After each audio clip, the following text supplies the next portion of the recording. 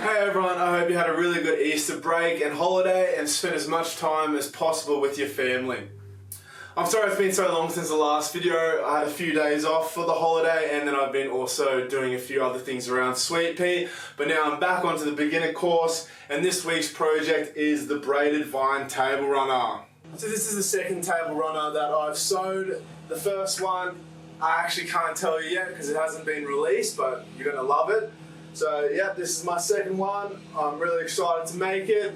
I've had to change locations. You haven't seen this yet before, so this is our couch that we have in our storeroom with all our Sweet Pea designs. I've had to leave my filming location because next door at the school they are chopping down trees and currently putting massive logs through a mulcher, and it's just making too much noise for me to film, so I've moved in here. So we're talking about our table runner. So this one's Martyn's and I love what it's done here. I've decided to go with the 5x5 hoop. I just wanted a little bit bigger table runner, so maybe I could even put it up on one of my tables upstairs. Anyway, that's enough of me talking. Let's get started.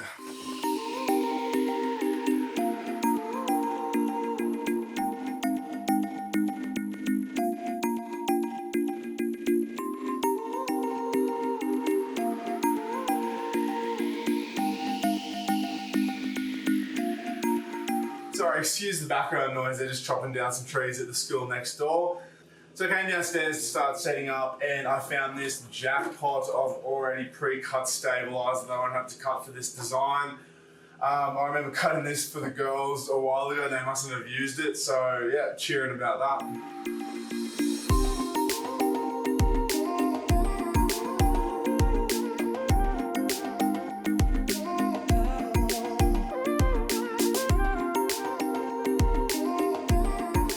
Here I've got my fabrics that I want to use in this next design laid out on my bench. So I've just spent the last part of the morning having a look over the instructions, the video, and just sort of trying to work out what colour scheme I wanted to do for my table runner. So on the instructions, it has a really good template that I really recommend you guys using to work out your colour scheme and layout of your table runner.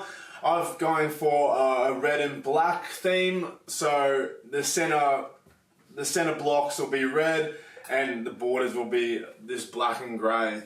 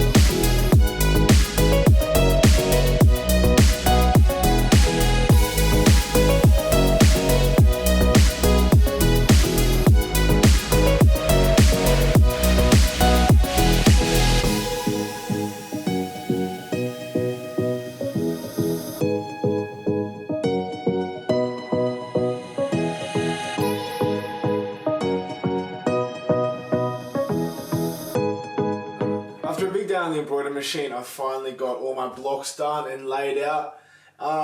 So I took a risk here with the red and black and grey, but now that it's laid out on the table, I'm absolutely stoked with how it turned out and I think it's going to be really cool. I might even actually use this design in my own house when I have people over for dinner, maybe. Yeah, so really happy with it. So that's a wrap for today. I'm going to come in tomorrow and put all these blocks together. So it's another morning and I'm back down in the sewing room. So the first thing I've done with my table runner is split it up into 4 rows. So I can attach these blocks and then connect the rows together. So once I've done that, then I can add the backing on. So this is a really important part of the build, or the sewing, whatever you want to call it. Really trying to get all these matched up. So points to points, and getting this gold satin stitch lining up as well. So yeah, I'm going to give that a crack now. So I'll be moving into the Martyn sewing room and jumping on the sewing machine.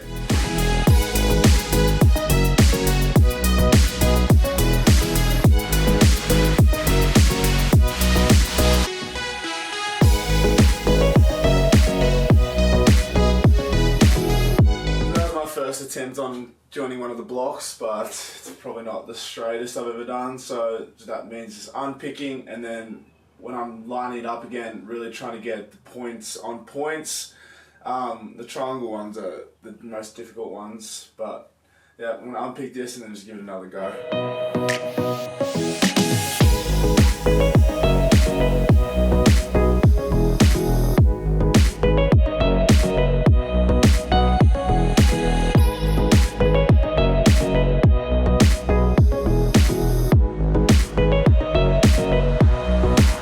After about 10 attempts, I finally got these 3 blocks together. This was a lot more challenging than any blocks I've done before because of a few aspects. The main one that I found the hardest was getting these 2 golden arches lined up perfectly. So I just took a few attempts of lining the block up at the start and trying to keep my sewing machine nice and straight. The other one was also there's a few points in the drawing meeting up on these blocks. So before I started sewing this block here, I just got that lined up first, and then I could do the rest of the block. And then this one, because of the triangle shape, it was also another challenge. But I worked it out eventually, and now it's looking pretty good, nice and straight. So now I can iron it and then chuck it back with the rest of the layout.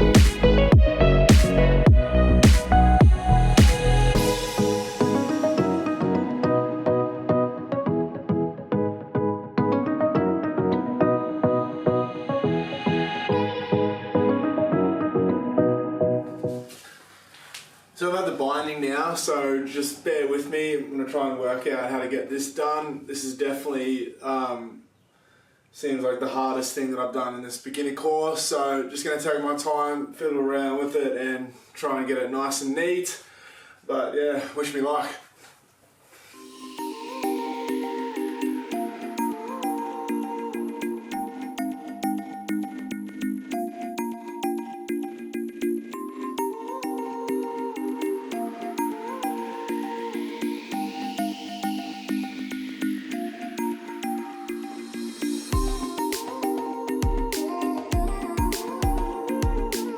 So that took a while. I've got my pinning and my binding done now. I got a little bit of footage of me doing it, but the big section that I did here of the 45-degree angle corners, I forgot to press record, so you missed that. But yeah, it took me a while to try and get it nice and neat, but I finally got it done. So now I'm just going to move over to the sewing machine and do that last steps, and then I'll be done.